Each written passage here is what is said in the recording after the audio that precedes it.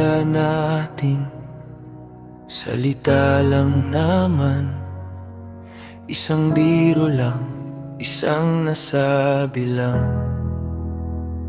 Pero may mga pusong nasugatan dahil sa salitang hindi pinag-isipan.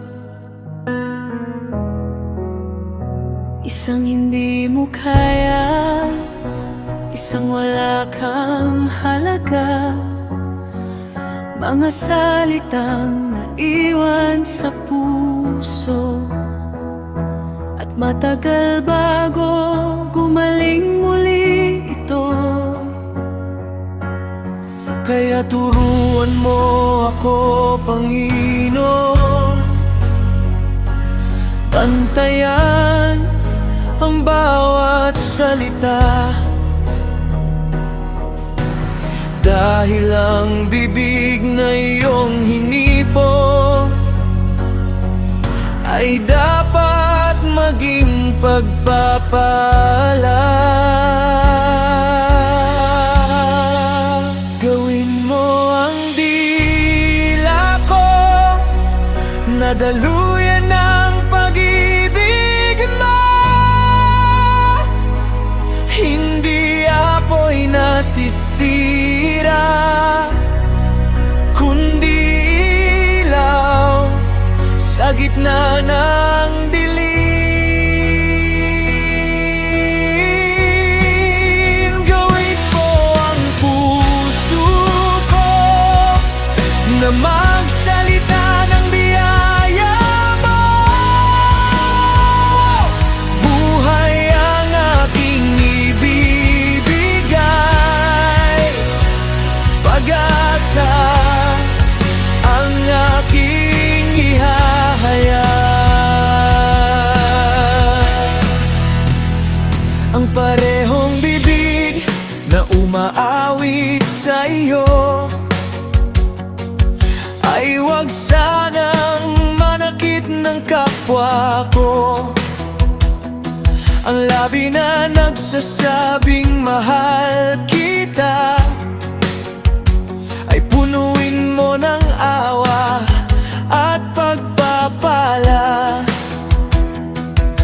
Kung may taong pagod na at sumusuko, bigyan mo ako ng salitang totoo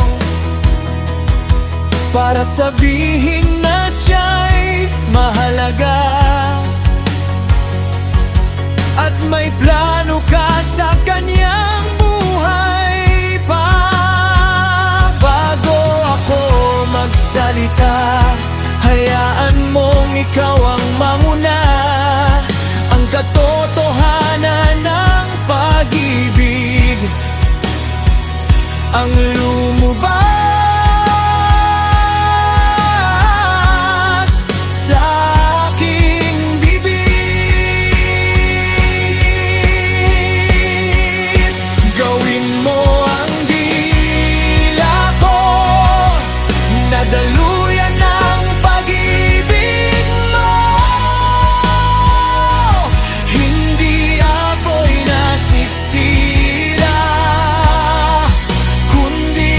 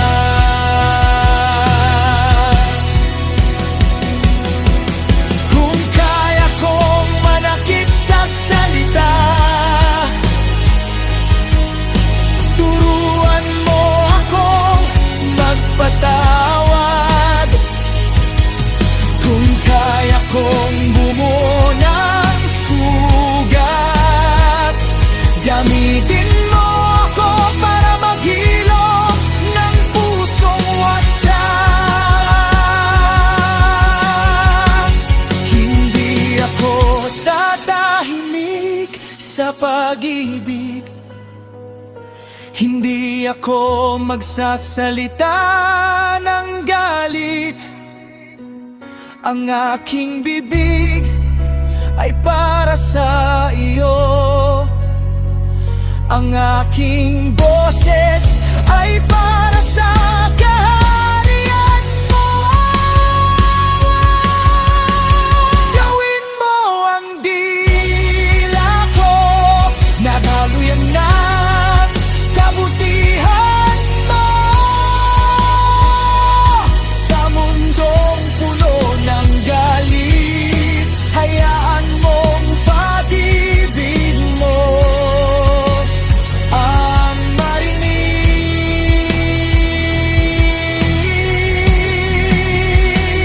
Buhay ang aking bibig,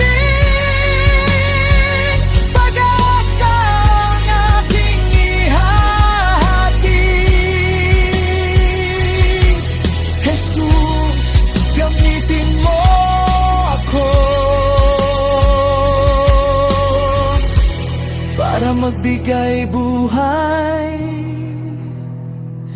sa mundo.